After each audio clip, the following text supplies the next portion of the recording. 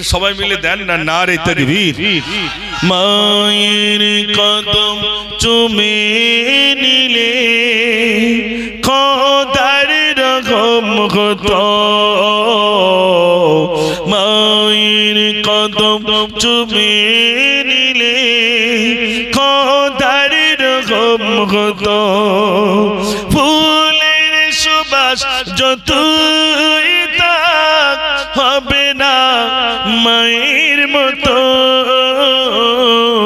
মায়ের কদম চুমে নিলে খোদার রহম। আল্লাহ রাব্বুল আলামিন বলেন, পৃথিবীর সমস্ত পানিগুলো নিয়ে যদি তোমরা কালি বানাও, পৃথিবীর সমস্ত গাছগুলো কেটে কেটে যদি তোমরা কলম বানাও, এরপরে যদি আমার প্রশংসা লিখতে থাকো, লিখতে লিখতে লিখতে তোমাদের কালিগুলো শেষ হয়ে যাবে, তথাপি আবার প্রশংসা লিখে লিখে শেষ করা যাবে না।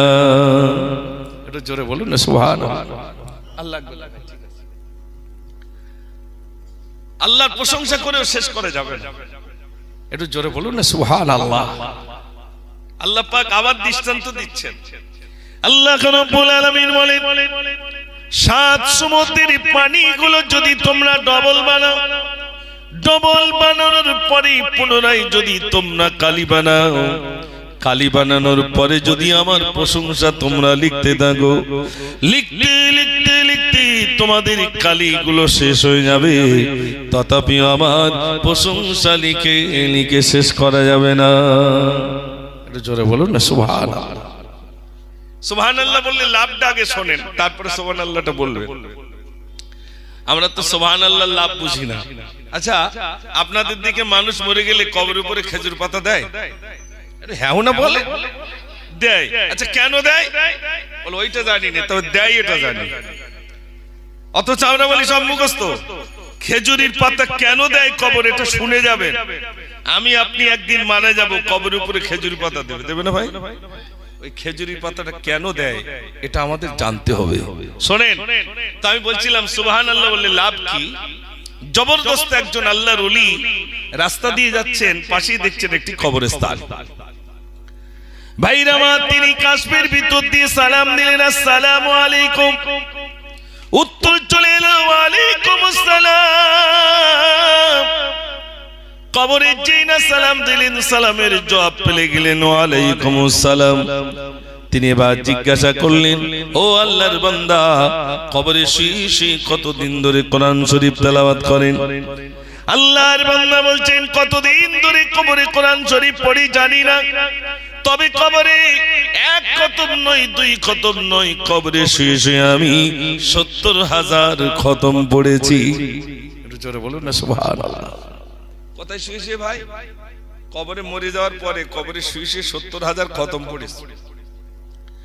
ভাইরা আমার, আল্লাহর বান্দা বলছেন, আমার ৭০,০০০ খতম বিক্রি করে দেব। কাকে বিক্রি করবে?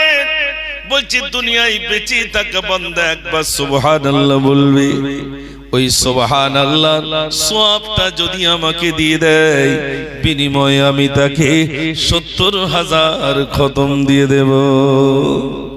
একবার সুবহানাল্লাহ বললে এত লাভ, একবার মাশাআল্লাহ বললে এত লাভ, একবার আলহামদুলিল্লাহ বললে কত লাভ আমরা জানি না, আর আলহামদুলিল্লাহ বলতেও চাই না। দেখবেন কাল যদি কলমাখানি হয়, কলমাখানি যারা দিয়েছে তারা দেখবেন ওই কাতারে কাতারে সব যায়, গিয়ে জিজ্ঞেস করে, ভাই রান্না বান্না সব ঠিকঠাক আছে তো?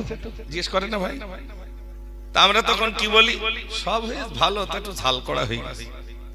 তারপরে আবার বলে, ঠিক আছে, রান্না একটু ঝাল হয়তো দিয়ে ফেলেছে। আর এক লাইনে যায়, ভাই রান্না বান্না সব ঠিক আছে? উনি বলে উঠলো, সব ঠিকঠাক আছে, তবে খাদিমদারে সর্বনাশ করে। এনার খাদিমদার সর্বনাশ করলো, এনার ঝাল করা হলো, কিন্তু একবারও জবান থেকে বললো না যে আলহামদুলিল্লাহ খুব সুন্দর হয়েছে। কথা বলেছে?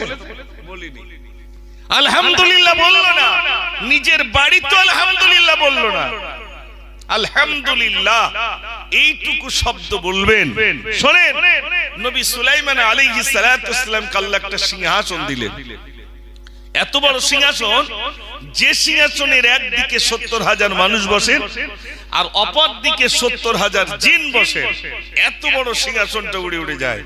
আল্লাহর একজন বান্দা নিচে থেকে ওই সিংহাসন উড়ে যাচ্ছে বলে বললেন আলহামদুলিল্লাহ। ভাইরা আমার, যেই না বললেন আলহামদুলিল্লাহ, নবী সুলাইমান আলাইহিস সালাতু ওয়াসসালামের কাছে হাওয়া গিয়ে পৌঁছে দিল। ও নবী সুলাইমান, আল্লাহর একজন বান্দা তোমার সিংহাসন দেখে বলেছেন আলহামদুলিল্লাহ।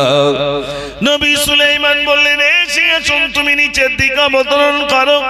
নিচের দিকে যখন সিংহাসন নেমে আসে, আল্লাহর বান্দা ছুটতে থাকে। নবী সুলাইমান ডাক দিলেন, ও আল্লাহর বান্দা ছোট কেন? আল্লাহর বান্দা বলছেন, আমি আপনার সিংহাসন দেখে কোনো কটু কথা বলি নাই। আপনার সিংহাসন বিরাট দামি, বিরাট মর্যাদাবান। যে সিংহাসনের নিচে 1 ইঞ্চি পরিমাণ সোনার তক্তা বিছানো রয়েছে, বিরাট সিংহাসন দামি। কিন্তু আপনার সিংহাসন বিরাট দামি বলে আপনাকে কোনো কটু কথা বলি নাই, বরং শুধু বলেছিলাম আলহামদুলিল্লাহ। নবী সুলাইমান বললেন, ও আল্লাহর বান্দা শোনো, তুমি একবার আলহামদুলিল্লাহ বলেছো, এত সওয়াব পেয়েছো, এত মর্যাদা পেয়েছো, সেই তুলনায় আমার সিংহাসনের দাম মর্যাদা তুচ্ছ মেনে যায়। একটু জোরে বলুন না সুবহানাল্লাহ। একবার আলহামদুলিল্লাহ বললে এত সওয়াব। আমরা আজ এখানে যারা এসেছি ভাইরা, বিরাট জলসায় লোক হতে হবে এরকমটা না। অল্প মানুষ কিন্তু শোনার মন মানসিকতা আছে, তাহলে বলনেওয়ালারও ভালো লাগবে, শুননেওয়ালারও ভালো লাগবে। আমি আমার আলোচনার প্রারম্ভে আমি আলোচনা শুরু করিনি। জানারা এদিকে আছেন আর জানারা এদিকে আছেন, একটুখানি আপনাদের কাছে অনুরোধ করব, প্লিজ এই যে দুই দিকে বাঁশ আছে না, এইরকম মিডিল একটু আসবেন ভাই, তাহলে আর আমার এদিকেও তাকাতে হবে না, এদিকেও তাকাতে হবে না, একদম সিধা সিধি আলহামদুলিল্লাহ একটু আলোচনা রাখবো। যদি আপনার এদিক ওদিক থাকেন, তাহলে আমার আলোচনাটা করতে একটু যেন এদিক ওদিক হয়ে যাচ্ছে। একটু আসবেন ভাই, একটু আসুন, দয়া করে একটু আসুন। মাশাআল্লাহ, একবার জোরে তাকবীর ধ্বনি দেন, নারে তাকবীর। ও ভাই এরকম আওয়াজ কেন? আল্লাহু আকবার, একটু জোরে বলেন নারে তাকবীর। তবে সুস্থ অবস্থা আল্লাহ ডাকবে না। এখানে সুস্থ অবস্থায় মানুষ বেশি আল্লাহকে ডাকতে চায় না, অসুস্থ হলে বেশি ডাকে। আর আল্লাহ বলেন অসুস্থ আমি করে দিই, যাতে আমার বান্দা আমাকে ডাকে। আসুন, আমি বলছিলাম মহান রব্বুল আলামিন যুগে যুগে নবী প্রেরণ করেছেন। আল্লাহ রব্বুল আলামিন যুগে যুগে নবী প্রেরণ করেছেন। আদম নবী থেকে নিয়ে পর্যন্ত অগণিত নবী রাসূল দুনিয়ায় প্রেরণ করেছেন। প্রত্যেক নবীকে আল্লাহ রাব্বুল আলামিন বললেন, ইয়া আইয়ুহান নাস, হে মানব সকলেরা, কুলু লা ইলাহা ইল্লাল্লাহ তুফলিহুন, তোমরা বলো আল্লাহ ছাড়া কোনো মাবুদ নাই। পৃথিবীতে যত পয়গম্বর এসেছেন ভাইরা, আমার আদম নবী এসেছেন। আদম নবী বললেন লা ইলাহা ইল্লাল্লাহ, আদম শফিউল্লাহ। ইব্রাহিম নবী বললেন লা ইলাহা ইল্লাল্লাহ, ইব্রাহিম খলিলুল্লাহ। মুসা নবী বলেছেন লা ইলাহা ইল্লাল্লাহ, মুসা কালিমুল্লাহ। আর আমার আপনার নবী বলেছেন লা ইলাহা ইল্লাল্লাহ, মুহাম্মাদুর রাসূলুল্লাহ সাল্লাল্লাহু আলাইহি ওয়াসাল্লাম। এক কথায় যত নবী এসেছেন, সকল নবী মানুষদের কাছে নসিহত করেছেন, এক আল্লাহকে মেনে নাও, এক আল্লাহকে মেনে নাও।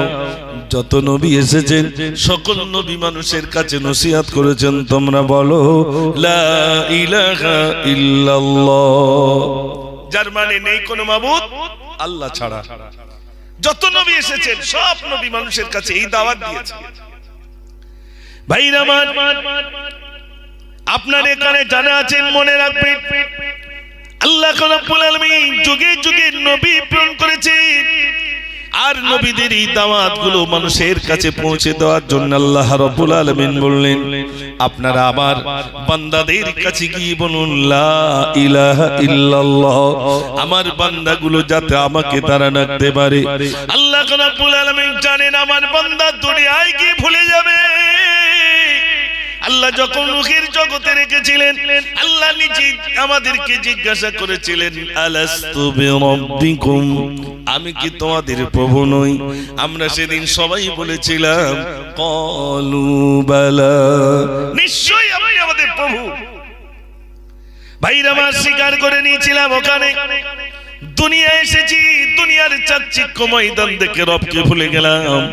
আল্লাহ রাব্বুল আলামিনের জন্য যুগে যুগে নবী প্রেরণ করেছেন। প্রত্যেক নবীদেরকে একটাই দাওয়াত দিয়েছেন মানুষের কাছে, বলুন লা ইলাহা ইল্লাল্লাহ।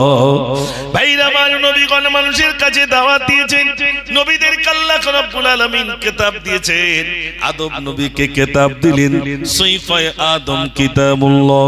নূহ নবীকে কিতাব দিয়েছেন, সহিফায়ে নূহ কিতাবুল্লাহ। মুসা নবীকে দিলেন তাওরাত কিতাবুল্লাহ। দাউদ নবীকে দিলেন জবুর কিতাবুল্লাহ। সকল নবীকে দিলেন কিতাবুল্লাহ, আর আমার আপনার নবীকে দিলেন কালামুল্লাহ। একটু জোরে বলুন না সুবহানাল্লাহ। অন্যান্য নবীদের বেলা কিতাবুল্লাহ, আল্লাহর কিতাব। আমার আপনার নবীর বেলা কালামুল্লাহ, আল্লাহর কালাম, আল্লাহর কথা। ভাইরা আমার, অন্যান্য নবীদেরকে কিতাব দিয়েছেন কিতাবুল্লাহ, আল্লাহর কিতাব। আমার আপনার নবীকে দিয়েছেন কালামুল্লাহ, আল্লাহর কালাম, আল্লাহর কথা। সাহাবারা প্রশ্ন করলেন, ইয়া রাসূলুল্লাহ, ইয়া হাবিবাল্লাহ, আল্লাহর সঙ্গে কথা বলতে গেলে কোন পন্থায় কথা বলা যায়? আল্লাহর নবী সাল্লাল্লাহু আলাইহি ওয়াসাল্লাম বলেন, কোন মানুষ যদি কোরআন শরীফ তেলাওয়াত করে, কোন মানুষ যদি কোরআন শরীফ তেলাওয়াত করে, কোরআন পড়ে, ওই মানুষটার সঙ্গে স্বয়ং মহান রব্বুল আলামিনের কথা হয়ে যায়।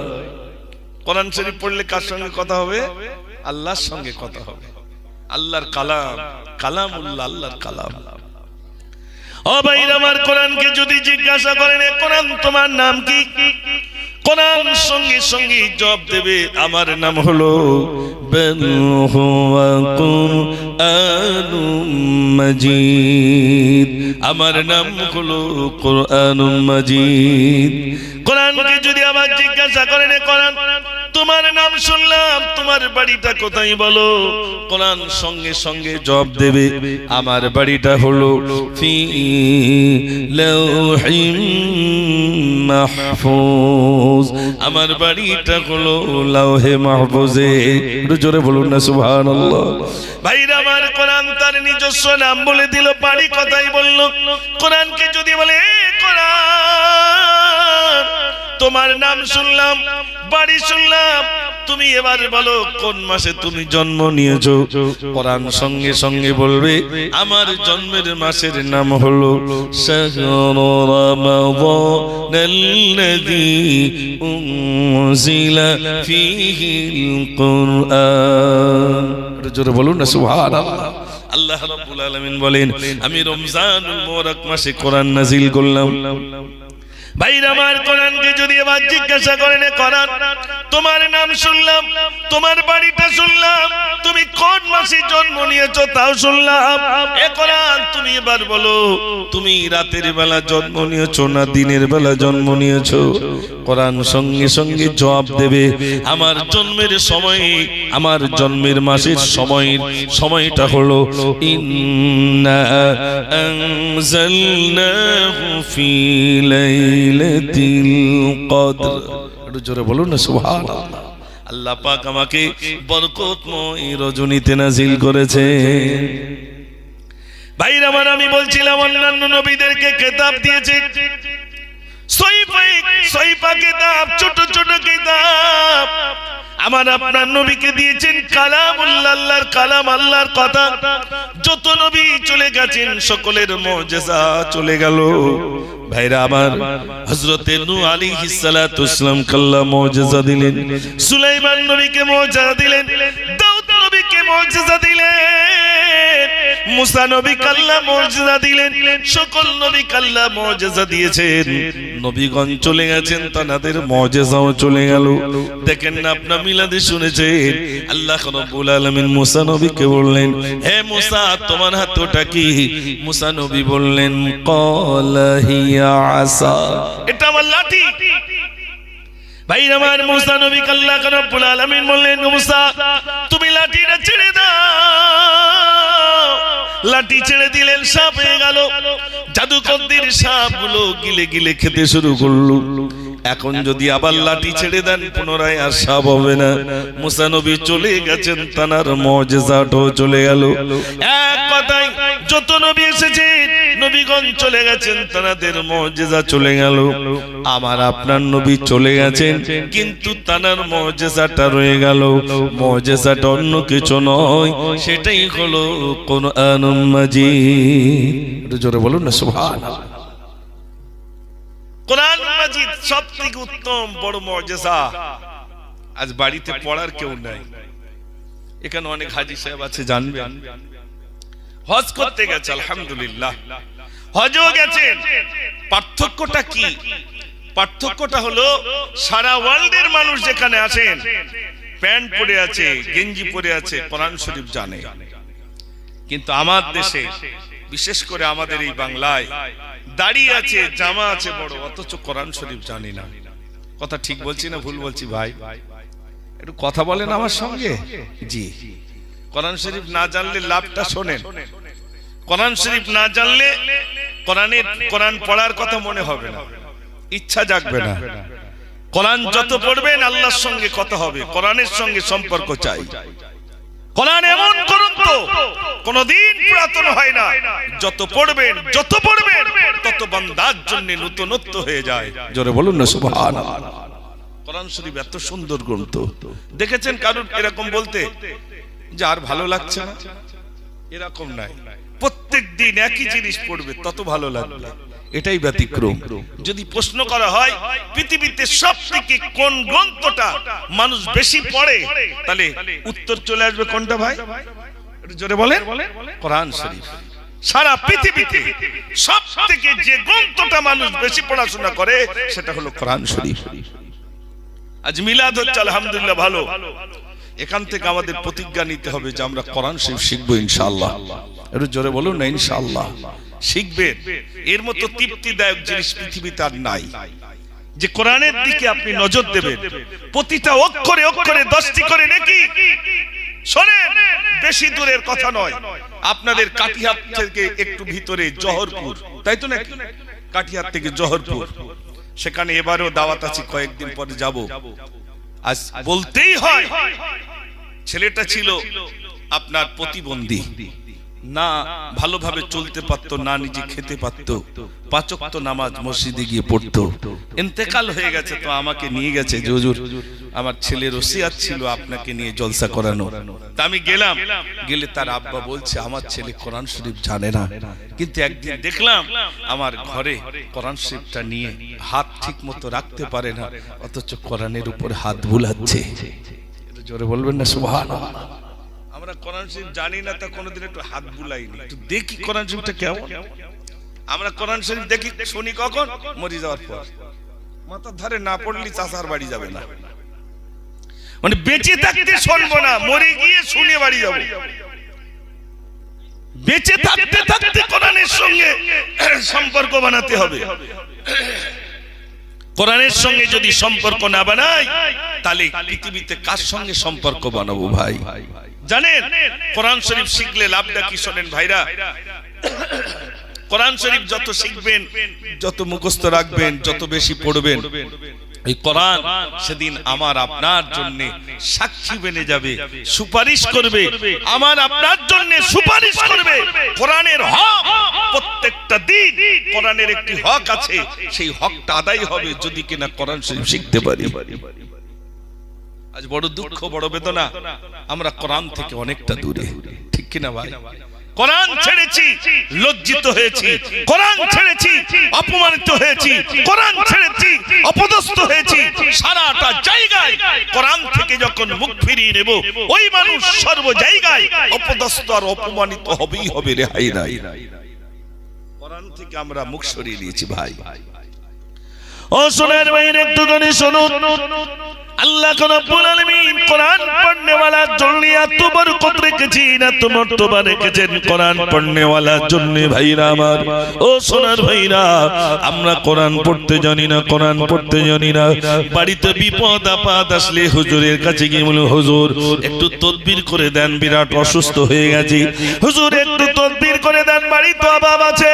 কিন্তু আল্লাহর নবী সাল্লাল্লাহু আলাইহি ওয়াসাল্লাম বলেছেন, কোন মানুষ যদি এশারে নামাজ অন্তে এই সূরাটা তেলাওয়াত করে, ইযা ওয়াকাতিল ওয়াকিআ লাইসা লিওয়াকাতিহা কাযিবা।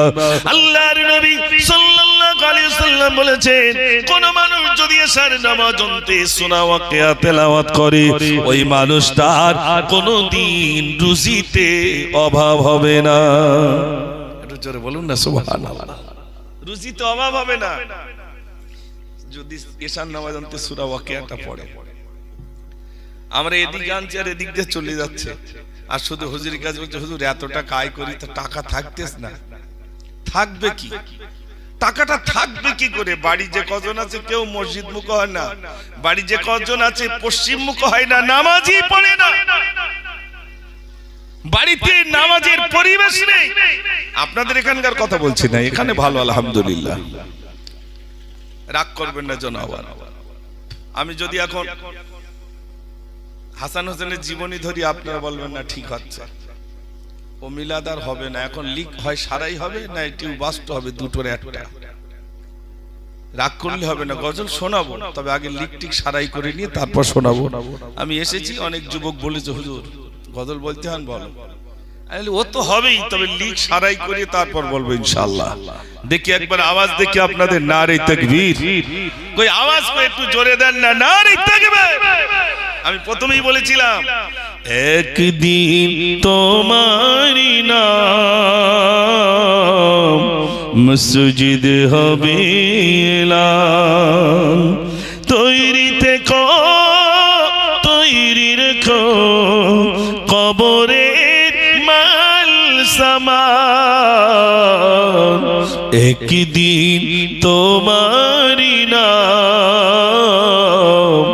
মসজিদ হবে এলান, একদিন তোমাকে পরিয়ে কাফন, সঙ্গী স্বজন করিবে দাফন, হঠাৎ চলে যাবে আদরের ধন, প্রিয় মা বাবার বাসি নয়ন, তৈরি থেকো তৈরি রেখো, তৈরি থেকো তৈরি রেখো সুন্নতি আমল ঈমান, একদিন তোমারি নাম মসজিদ হবে এলান। হবে না ভাই?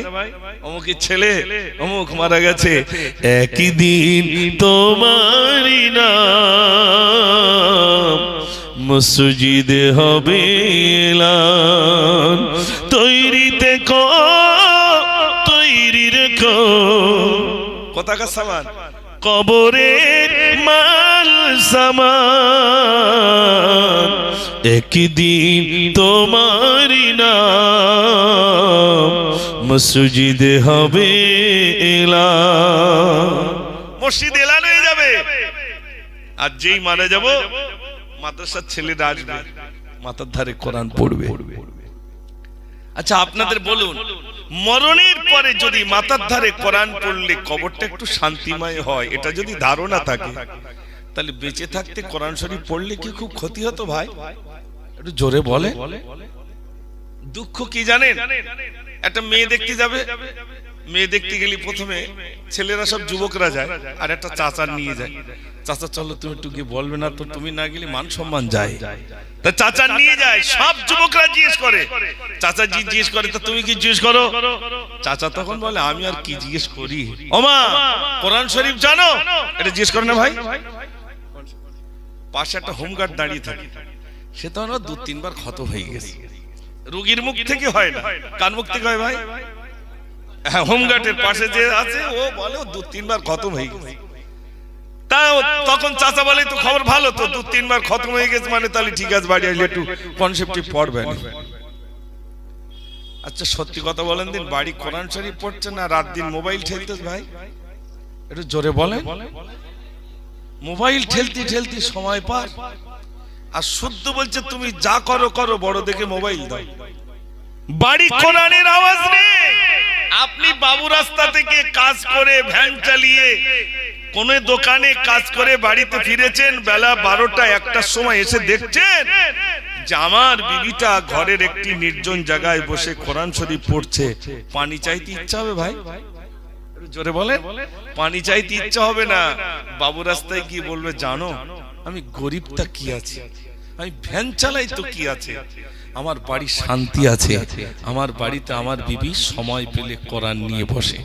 বলবে না? বলবে না?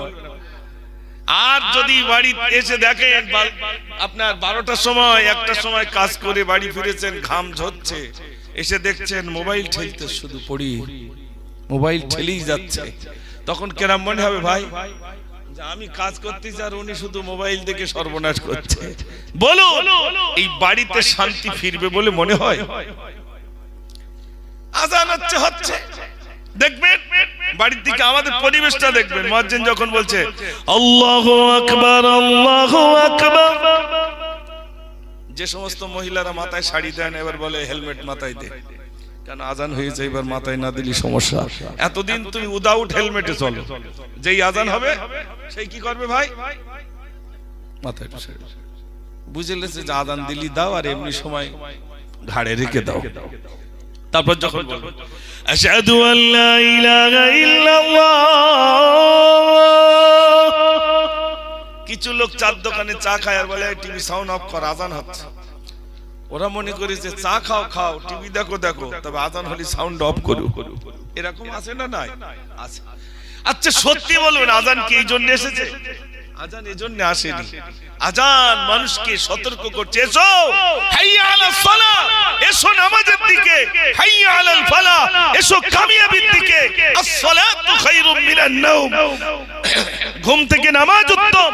আল্লাহু আকবার আল্লাহু আকবার, আল্লাহ মহান আল্লাহ বড়, লা ইলাহা ইল্লাল্লাহ, নেই কোনো মাবুদ আল্লাহ ছাড়া। একটু জোরে বলুন না সুবহানাল্লাহ। আজ বাড়িতে কোরআন পড়নেওয়ালা নেই, বাড়িতে কোরআন পড়নেওয়ালা নেই। সেই কবে শবে বরাত আসবে তাই কোরআন পড়বে। বাড়িতে একটু বলবেন কাজ কম হয় হোক একটু কোরআন পড়ো, বাড়িতে বরকত আসবে। বড় দুঃখ লাগে ভাই, মসজিদের সামনে আলমারিতে ওই দুটো আলমারি থাকে কোরআন শরীফ রাখার জন্য, আর আমরা সব তসবিহ ঝুলকে রেখেছি মাথা আর ও মাথা। কোরআন শরীফ পড়বে না, মসজিদে তসবিহ গুনবেন, হঠাৎ একজন পাশে এসে বসবে, বেগুন কত করে যাচ্ছে, জিজ্ঞেস করবে না? করবে না ভাই? জিজ্ঞেস করবে না? আপনি কোরআন শরীফ নিয়ে বসবেন, ধারে আর কেউ আসবে না, আর বলে ওর ধারে যাওয়া যাবে না। পার্থক্য একদম পরিষ্কার। গিয়ে দেখবেন মসজিদে কোরআন নিয়ে বসবে, আপনার পাশে কেউ যাবে, আর তসবিহ গুনছেন তো ওদিকে কত হচ্ছে আর এদিকে হাত চলছে, তখন আপনার পাশে এসে বেগুনির কথা জিজ্ঞেস করবে। তারপরে অমুকের ছেলে কি হয়েছে জানো, অমুকের মেয়ে কি করেছে, তসবিহ যাচ্ছে বলো, কিন্তু ওদিকের কি হয়েছে সব সংবাদ হচ্ছে। হচ্ছে না? হচ্ছে না ভাই? হচ্ছে। আমি তসবিহ গুনতে মানা করছি না, তবে কোরআন শরীফের সঙ্গে সম্পর্ক রাখলে কি হবে শোনেন ভাইরা। আল্লাহ রাব্বুল আলামিন কিয়ামতের দিন, মুসিবতের দিনে জান্নাতীদের আল্লাহ রাব্বুল আলামিন জান্নাত দিয়ে দেবেন। জান্নাতীদের একটা আফসোস থাকবে, জান্নাতে যাওয়ার পরে একটা আফসোস থাকবে, যদি কোরআন শরীফ শিখে আসতে পারতাম জান্নাতের উঁচু শিখর আল্লাহ রাব্বুল আলামিন আমাকে পৌঁছে দিতেন। ও সোনার ভাইরা আমার, কোরআন থেকে দূরে আল্লাহ রাব্বুল আলামিন সেদিন জান্নাতীদের বলবে, ও জান্নাতীরা তোমরা কোরআন পড়ো, সিঁড়ি চড়ো, কোরআন পড়ো, সিঁড়ি চড়ো। যার যতদূর মুখস্থ আছে সেদিন জান্নাতীরা কোরআন পড়তে শুরু করবেন। যেই বলবেন আলহামদুলিল্লাহি রাব্বিল আলামিন, একতলায় চলে যাবে আর রহমানির রহিম, দুতলায় চলে যাবে মালিক ইয়াউমিদ্দিন, চলে যাবে। কোরআন শরীফের ভিতরে 6666টা আয়াত রইল। হাফেজে কোরআন যখন বলল মিনাল জিন্নাতি ওয়ান নাস, 6666টা যখন হাফেজে কোরআনের পূর্ণ হয়ে যাবে, আল্লাহ রাব্বুল আলামিনের কাছে বলেন, আল্লাহ আর তো নাই, গোটা কোরআন খতম করে ফেললাম। আল্লাহ রাব্বুল আলামিন তখন বলবেন, ও আমার জান্নাতি হাফেজ বান্দা শোনো, আমি আল্লাহ তোমার জন্য 6666 তালাটা আমি আল্লাহ তোমার জন্য নির্বাচিত করে রাখলাম। একটু জোরে বলুন না সুবহানাল্লাহ। ও সোনার ভাইরা, কোরআন শরীফ এমন সুন্দর গ্রন্থ। আমি আগে ইমামতি করতাম মসজিদে, তো এখন আর সময় পাই না। তা আমি মসজিদে ইমামতি, মানে যখন দেখবেন আপনাদের মসজিদও দেখবেন হাফেজ সাহেব যখন না থাকবে, মুয়াজ্জিন তখন এদিক ওদিক তাকাবে। কেন বলেন তো? মুসল্লির ভিতরে কোন ইমাম আছে কিনা। আচ্ছা, ওই সময় ছোট জামাওয়ালা চান্স পাবে না বড় জামাওয়ালা চান্স পাবে ভাই ইমামতিতে? একটু কথা বলে। বড় জামাওয়ালা চান্স পাবে। আর যদি নতুন টাটকা হজ করে আসে, 2-3 দিন হয়েছে, তাহলে আগে কে চান্স পাবে? হাজী সাহেব চান্স পাবে। হাজী সাহেব আপনি হজ করে এসেছেন, চলুন। এখন আমি ইমাম, আমি নেই আসরের নামাজে, জানেন মুয়াজ্জিন সাহেব শুধু এদিক ওদিক তাকাচ্ছে, হঠাৎ দেখে হাজী সাহেব ঢুকে, হাজী সাহেব আসেন নামাজ পড়াইতে হবে। হাজী সাহেব তো যাবে না, এরা তা শুনবে না। না, আপনি নতুন হজ করে এসেছেন সবেমাত্র, আপনাকে যাওয়া লাগবে। সবাই জোর করে আসরের নামাজে দিল, দিয়ে টেনশন করছে বেচারি, এ তো আসরের নামাজ, এ তো মনে মনে বলতে হলো, হুজুর যদি মাগরিবে না আসে তাহলে তো আবার ঠেলে আমার আবার ওই জায়গায় পাঠাবে। এই টেনশনে বেচারির ঘাম ঝরে যাচ্ছে। এমন সময় আমি হাজির, যেই গেছি বলে, হুজুর এই বেঁচে গেছি। তার মানে আপনি নেই, মানুষজন তো জোর করে আমার আসরের নামাজে ইমামতি করিয়ে দিল। হুজুর আমি তো কোরআন শরীফ জানি না, আসরে তো মনে মনে বলতে হয়েছে, কিন্তু মাগরিবে মনে মনে বললি হবে ভাই? কি করতে হবে? জোরে বলতে হবে, জোরে বলতে হবে, ওখানে তুমি আটকে যাব। বিশ্বাস করুন, বড় দুঃখের কথা বলছি, আমি একজন মুসলমান হয়েও কোরআন শরীফটা অন্তত জানলাম না, শিখলাম না। কোরআন শরীফের অক্ষরটা কেমন তাও ভাবলাম না। নিয়ত করুন, মরণের আগে আগে কোরআন শিখে মরতে চাই ইনশাআল্লাহ। রাজি আছেন ইনশাআল্লাহ? আল্লাহ কেউ ইনশাআল্লাহ বলে, একটু ইনশাআল্লাহ বলুন না, যে কোরআন শরীফ শিখে মরতে চাই। কত পুরুষ তার নিজের স্ত্রীর কাছ থেকে কোরআন শরীফ শিখেছে, স্ত্রী শিখিয়ে দিয়েছে। এরকম আছে না? নাই, স্ত্রী শিখিয়ে দিয়েছে আপনাকে কোরআন শরীফ পড়তে হবে। বিবিরা শিখিয়ে দিয়েছে স্বামীকে। একই জায়গায় গভীর রজনীতে উঠে তাহাজ্জুদের নামাজ পড়ছে গভীর রাতে, আর আমার কা মোবাইল দেখতে দেখতে 12টা-1টা বেজে যাচ্ছে, তা তাহাজ্জুদ কখন পড়বে? তাহাজ্জুদের নামাজ স্বামী উঠছে, স্ত্রী উঠছে। ও সোনার ভাইরা, আমার হযরত কুতুবউদ্দিন বখতিয়ার কাকি রাহমাতুল্লাহ আলাইহি ইন্তেকাল করবে, শিষ্যদেরকে ডাকলেন, আমার শিষ্যরা শোনো শোনো শোনো, আমি ইন্তেকাল হয়ে যাব। আমার ইন্তেকালের পরে আমার জানাজা নামাজ ওই ব্যক্তি পড়াবেন যার ভিতরে 4টে গুণ রইল। ওই ব্যক্তি আমার জানাজার ইমামতি করবে। প্রথম নম্বর গুণ হলো যার জীবনে তাহাজ্জুদের নামাজ কাজা হয় না, ওই ব্যক্তি আমার জানাজার ইমামতি করবে। 2 নম্বর হলো যার জীবনে তাকবীরুল্লাহ ছাড়ি নাই, ওই ব্যক্তি আমার জানাজার ইমামতি করবে। 3 নম্বরে হলো যার জীবনে আসরের ফরজ নামাজের পূর্বে 4 রাকাত সুন্নাত নামাজ যার কাজা হয় নাই, ওই ব্যক্তি আমার জানাজার ইমামতি করবে। আর 4 নম্বর হলো যে জীবনে কোনো বেকার নারীর দিকে চোখ মেলে তাকাই নাই, ওই ব্যক্তি আমার জানাজার ইমামতি করবে। এই 4 গুণওয়ালা মানুষ যদি পেয়ে যাও, আমার জানাজার ইমাম বানিও। আর 4 গুণওয়ালা মানুষ যদি না পাও, ডাইরেক্ট তোমরা আমাকে কবরস্থ করো। আপনাদের অসুবিধা হচ্ছে না তো?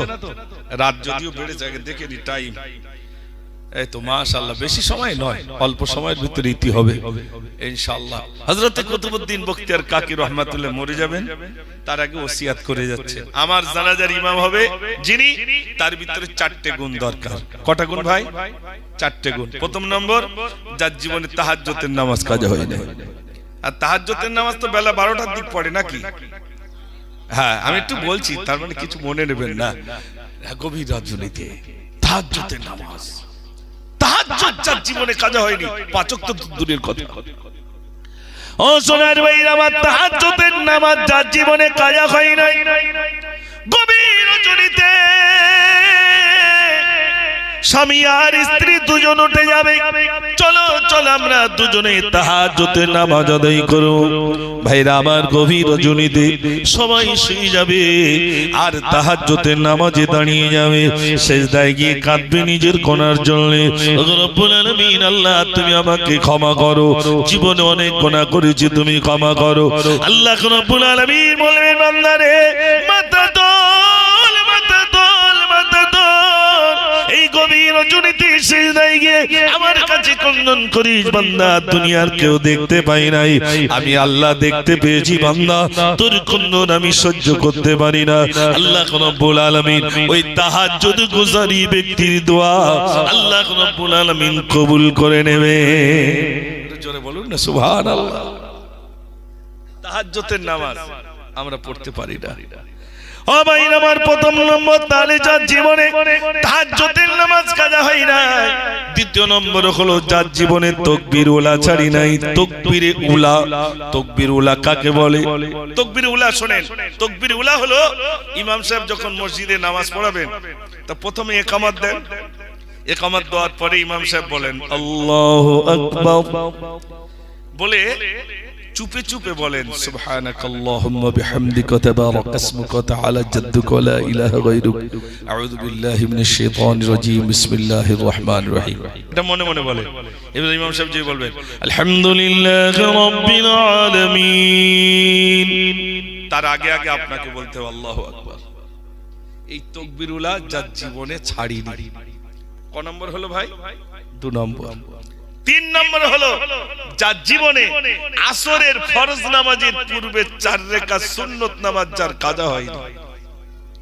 যে সুন্নত নামাজ আমরা ছেড়ে দেই ওটা যার কাজা হয় নাই, আর যে জীবনে কোন বেগানা নারীর দিকে চোখ মেলে তাকাই নাই, এমন ব্যক্তি যদি থেকে থাকে আমার জানাজার ইমাম বানিও, নইলে ডাইরেক্ট দিয়ে দিও।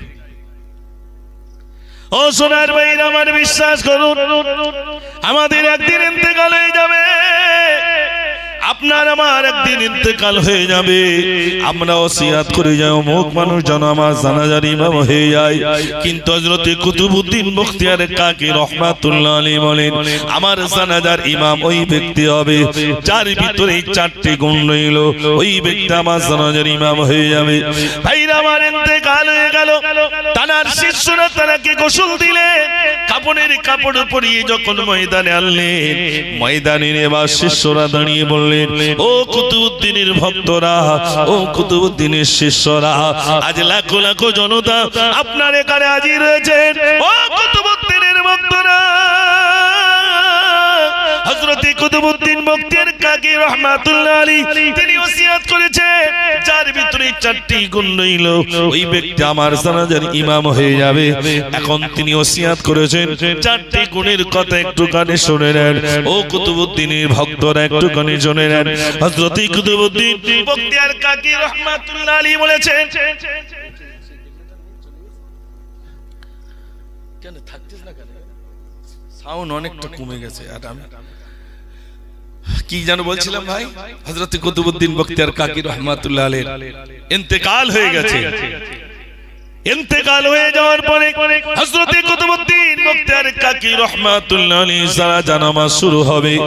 দাঁড়িয়ে বললেন ও কুতুবউদ্দিনের ভক্তরা, ও কুতুবউদ্দিনের শিষ্যরা, আজ এখানে যা দাঁড়িয়ে আছেন হযরত কুতুবউদ্দিন বখতিয়ার কাকি রহমাতুল্লাহ আলাইহি বলেছেন যার জীবনে 4টি গুণ রয়েছে এমন ব্যক্তি যদি থেকে থাকেন, যার জীবনে তাহাজ্জুদের নামাজ কাজা হয় নাই, যার জীবনে তাকবীরুল্লাহ ছড়ি নাই, যার জীবনে আসরের ফরজ নামাজের পূর্বে 4 রাকাত সুন্নত নামাজ যার কাজা হয় নাই, যার জীবনে কোন বেগানা নারীর দিকে চোখ মেলে তাকাই না, এমন মানুষ যদি থেকে থাকে তাড়াতাড়ি করে চলে আসুন, হযরত কুতুবউদ্দিনের জানাজার ইমাম আপনি বেনে যান। কি আছেন হাত তোলেন, আপনারা বলেন এই 4 গুণওয়ালা মানুষ কি পাওয়া যাবে? একটু জোরে বলেন। পাওয়া যাবে না। 4 গুণওয়ালা মানুষ তাহাজ্জুদের নামাজ কাজা নেই, তাকবীরুল্লাহ ছাড়ি নাই, যার জীবনে বেগানা নারীর দিকে চোখ মেলে তাকাই নাই, এমন মানুষ কে? লাখো জনতার ভিতরে পিছন দিক দিয়ে একজন হাত তুলে বলছে আমি জানাজার ইমাম বনে যাব। একটু জোরে বলুন না সুবহানাল্লাহ। ও সোনার ভাইরা আমার, হাত যেই না তুলেছে সকল মানুষের নজর তার দিকে চলে গেল। কোন মানুষ? আহারে কোন মানুষ যার জীবনে তাহাজ্জুদের নামাজ কাজা হয় নাই? কোন সে মানুষ যার জীবনে তাকবীর ওলা ছাড়ি নাই? কোন সে মানুষ যার জীবনে কোন বেগানা নারীর দিকে চোখ মেলে তাকাই নাই? ও সোনার ভাইরা আমার, হযরত কুতুবউদ্দিন মুক্তিয়ার কাকি রাহমাতুল্লাহ আলাইহি জানাজার সামনে মাইয়িতের সামনে চলে এলেন। কাফনের কাপড়টা খুলে কপালে একটা চুমা দিলেন। চুমা দিয়ে বলছেন ও কুতুবউদ্দিন, তুমি এমন ওসিয়ত করে গেছো কেন? একজন আল্লাহর ওলি আর একজন আল্লাহর ওলির খবর রাখে, তুমি কেন এমন ওসিয়ত করেছো যার দরুন দুনিয়ার মানুষ আজ থেকে জেনে নিল আমার জীবনে তাহাজ্জুদের নামাজ কাজা হয় নাই, আমার জীবনে তাকবীর ওলা ছাড়ি নাই, আমার জীবনে কোনো বেগানা নারীর দিকে চোখ মেলে তাকাই নাই, আমার জীবনে আসরের ফরজ নামাজের পূর্বে 4 রাকাত সুন্নত নামাজ আমার কাজা হয় নাই। আজ দুনিয়ার মানুষ জানতো না তুমি ওসিয়ত করেছো বলে হাত আমি উঁচু করলাম। আজ দুনিয়ার মানুষ জেনে নিল। আজ জেনে নেওয়ার পরে যদি আমার ভিতরে অহংকার আসে, আনতাহবাতা আমালুকুম, সমস্ত আমলগুলো বরবাদ হয়ে যাবে। একজন এত বড় মাপের সাধক, এত বড়ের মাপের ইবাদত করনে ওয়ালা আল্লাহর বান্দা, তিনি বলছেন আমার ভিতরে যেন অহংকার না এসে যায়। আর আমরা একটু যদি নামাজ কালাম পড়ি, চার দোকানে গল্প করি, কখন উঠি তুমি জানো? কখন উঠি জানো? হ্যাঁ, সে অমুক টাইমে উঠি, তাহাজ্জুদের নামাজ পড়ি, তারপর ফজরের নামাজ পড়ি, ইশরাক পড়ি, তাই তোমার দোকানে একটু চা খাতি আসি। অত সহজ না, এরকম বলে না ভাই? হজ করে এসেছে, তার নামাজ আপনার মাদ্রাসার বিল কাটতে গেছি, হাজি লিখে কাগজ ছুঁড়ে ফেলে দিয়েছে, তো টাকা দেবো না। কেন হাজি লিখোনি কেন? আমি হাজি, তুমি জানো না? হাজি লিখিনি বলে টাকা দেয়নি। এই অহংকার, অহংকার। ইবাদত কিসের অহংকার? নামাজ পড়বো কাউকে দেখিয়ে নয়, যদি দেখাতে হয় কাকে দেখাবো? একটু জোরে বলে। আল্লাহকে দেখাবো। আমার থাকবে ইবাদত গোপন। আচ্ছা বলুন তো ভাই, ব্যাংকের টাকা যদি থাকে, কারোর ওই বই খুলে দেখায়, দেখ ভাই আমার এত আছে, ওটা প্যাকেটের মধ্যে কায়দা করলে যার এদিক ওদিক থেকে কেউ না দেখতে পায়, টাকা দেখাবে, টাকা না কাউকে দেখাবে না, তাহলে ইবাদত দেখাবে কেন? আমার ইবাদত তো মানুষকে দেখাবো কেন, বলবো কেন? আমি এই করি, আমি সেই করি, আমি এই করি, আমি এই করি কেন বলবো? আল্লাহ রাসূল এটা করতেন, অতএব আমাদের করতে হবে। এদিক আলাদা, আমি এই করি, আমি এই করি না। তিনি বলছেন এ কুতুবউদ্দিন মুক্তিয়ার কাকি রাহমাতুল্লাহ আলাইহি, তুমি এই ওসিয়ত করে গেছো, দুনিয়ার মানুষ তো জেনে নিল যে আমি তাহাজ্জুদের নামাজ কাজা হয় নাই। শোনো, কাল কিয়ামতের দিন, মুসিবতের দিনে আমি তোমার জানাজা পড়াবো, তবে আমাকে সঙ্গে নিয়ে তুমি তার জান্নাতে চলে যেও। একটু জোরে বলো না সুবহানাল্লাহ। ও সোনার ভাইরা আমার, হযরত কুতুবউদ্দিন মুক্তিয়ার কাকি রাহমাতুল্লাহ আলাইহি এত বড় মাপের সাধক ছিলেন। তিনি এই ওসিয়ত করে যাওয়ার পরে সেদিন তার জানাজা নামাজ যিনি আদায় করেছিলেন, তিনি আর অন্য কেউ নন, তিনি ছিলেন আমাদের দিল্লির বিরাট বড় একটি বাদশা। তিনি ছিলেন হযরতে শামসুদ্দিন রাহমাতুল্লাহ আলাইহি। হযরতে কুতুবউদ্দিনের জানাজার ইমাম তিনি বনে গিয়েছিলেন। একটু জোরে বলুন না সুবহানাল্লাহ। ও সোনার ভাইরা আমার, আমাদের তাহাজ্জুদের নামাজ নাই, আমাদের পাঁচ ওয়াক্ত নামাজ নাই, আমাদের ইশরাক নাই, আমাদের রাবিং নাই। আল্লাহর নবী সাল্লাল্লাহু আলাইহি সাল্লাম একটা নামাজের কথা বলেছেন, আমার উম্মতেরা শোনো শোনো, যদি তোমাদের সম্ভব হয় তোমরা সপ্তাহে একবার পড়বে, সপ্তাহে যদি সম্ভব না হয় এই নামাজটি তোমরা মাসে একবার পড়বে, মাসে যদি সম্ভব না হয় বছরে একবার পড়বে, বছরে যদি সম্ভব না হয় এই নামাজটি অন্তত মরণের আগে একটা বার পড়ে মরবে। ওই নামাজটার নাম কি দেখেছেন? সালাত ও তাসবিহ নামাজ রাসূল বলেছেন অন্তত মরণের আগে একটাবার পড়ি মরু। এই ব্যবসালে চর্চা করি না, এটা একটা ব্যবসা ইবাদত, এটা নিয়ে আমরা চর্চা করি না, কারোর কাছে বলি না ভাই এটা কি হবে, ওটা কি হবে, এটা কি হবে। ইমাম সাহেব যদি মসজিদে বলে ভাই সব বসে যান, আজকে একটু সূরা ফাতিহা শরীফটা ট্রাই হবে, ইমাম সাহেব চাকরি থাকবে, ইমাম সাহেবের চাকরি থাকবে না। বলো কি এতদিন ধরে কি তালি সব আমরা ভুল টুল পড়িয়েছি, চাকরি থাকে না। আমি গজল শোনাবো ইনশাআল্লাহ, একটু তাকবীর দেন, নারে তাকবীর, কই আওয়াজ হয় কই, একটু সবাই মিলে দেন না নারে তাকবীর। মাশাআল্লাহ আমার ভাইরা, আজ এখানে যারা আছি আমি শুধু আপনাদের কাছে দুটি কথা বলবো, সেটা হলো কোরআন শরীফ শিখবো, তাহলে নামাজ পড়তে ভালো লাগবে, লাগবে না ভাই? ফজরের নামাজে বড় সূরা পড়লাম, যোহরের নামাজে সূরা পড়লাম, ভালো লাগবে। আর আমরা ওই দু চারটে মুখস্থ করে গেছি, শুধু ঠোকাঠুকি খাই, কখন কুলুল্লাহ আসে, কখন এইটা আসে, কখন ওইটা আসে, ঠোকাঠুকি খায়। আর দেখবেন নামাজ পড়ছি, একটা হাবের সাহেব নামাজ পড়ছে, একটা মাওয়া সাহেব নামাজ পড়ছে, সবার আগে চাচার নামাজ পড়া হয়ে গেছে, চলে যাচ্ছে। কি করে হয়? তাহলে কত নাচার স্পিডে সূরা পড়লো। একটা হাবের সাহেব তার কোরআন তেলাওয়াত কত স্পিড, তিনি তো স্পিডই পড়েন, তার থেকে আমার কি করে স্পিড হয় ভাই? আল্লাহ রাসূলের কাছে সাহাবারা বললেন, ইয়া রাসূলুল্লাহ সবথেকে বড় চোর কে? আপনাদের বাবু রাস্তায় মাঝে মাঝে চুরি হয়, গ্রামের দিকে চুরি হয়, আল্লাহ রাসূলের বলেছেন সাহাবারা, ইয়া রাসূলুল্লাহ সবথেকে বড় চোর কে? নবীজি বলেছেন সবথেকে বড় চোর ওই যে নামাজে ফাঁকি দেয়, নামাজে চুরি করে, নামাজে ফাঁকি দেয়, ওই সবথেকে বড় চোর। আজ আমাদের ভিতরে এই চোরের অভাব নেই, আছে ভাই? এই চোরটা বেশি।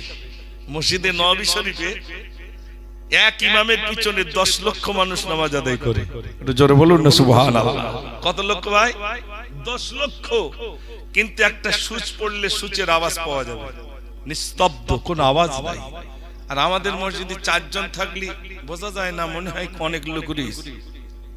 শুধু নামাজ পড়তে পড়তে চট করে আওয়াজ হলো, নামাজের পরে জিজ্ঞেস করছে আচ্ছা তো অত জোরে আওয়াজ করলো, মশা এত জোরে কে মেরেছে যে এত জোরে মেরে চট করে আওয়াজ? আমরা নামাজ পড়ছি, আমরা নামাজ পড়ছি, এই নামাজ কেমন ভাইরা আমার? এজন্যই বলবো কোরআনের আঙ্গিনায় আসুন, কোরআন শিখুন, নামাজের পরিবর্তন ঘটে যাবে। কোরআন শরীফ যত বেশি পড়বেন, যত শিখবেন, তখন মনে হবে অনেকক্ষণ ধরে কোরআন পড়ি। আল্লাহর নবী সাল্লাল্লাহু আলাইহি ওয়াসাল্লাম নামাজ আদায় করতেন, পা বরাক পর্যন্ত ফুলে যেত, পা পর্যন্ত ফুলে যেত। আর আমরা যে ইমামের মতের মানুষ, আমরা হলাম ইমামে আজম আবু হানিফা রাহমাতুল্লাহ আলাইহি। ও সোনার ভাইরা আমার, একজন ইহুদি তার ছেলে তার বাবাকে জিজ্ঞাসা করছে, বাবা ওই পাহাড় চড়ে একটা বাবলা গাছ দেখতাম, ওই বাবলা গাছটা দেখা যায় না কেন? তিনি বললেন, বাবা তুমি যেটা বাবলা গাছ দেখো ওটা বাবলা গাছ নয়, ওটা কোন জামানার ইমাম, ইমামে আজম আবু হানিফা সারাটি রাত ধরে তিনি নামাজ আদায় করতেন। একটু জোরে বলুন না সুবহানাল্লাহ। সারা রাত ধরে নামাজ পড়তেন। শোনেন, আমি আপনি তো শুধু বলি আমি অমুক মাযহাবের মানুষ। ইমামে আজম আবু হানিফা রাহমাতুল্লাহ আলাইহি রাস্তা দিয়ে চলেছে, কিছু মানুষ বলছেন ওই মানুষটা দৈনন্দিন 500 রাকাত নফল নামাজ পড়েন। তিনি বলেন, না না আমি 300 রাকাত নফল নামাজ পড়ি। মানুষ জেনে নিল 500 রাকাত নফল নামাজ পড়ে। ইমাম আজম বললেন, আল্লাহর কাছে আমি কি কইফাত দেব? দুনিয়ার মানুষ জেনে নিল আমি 300 রাকাত নয় 500 রাকাত নফল নামাজ পড়ি, কিন্তু বাস্তবে আমি 300 রাকাত পড়ি। ইমামে আজম আবু হানিফা রাহমাতুল্লাহ আলাইহি সেই দিন থেকে দৈনন্দিন 500 রাকাত নফল নামাজ পড়তেন। কত রাকাত ভাই? 500 রাকাত নফল নামাজ। কি রাত হয়েছে, ছেড়ে দেবো নাকি? ডেকরেটরে ডাকো, সে গজল বলতে গেলে ভাঁড়ে আওয়াজ না দিলি সে তো আর আসতে চলে যাচ্ছে কেন? এখানে একটা শোয়ার জায়গা করে দাও না।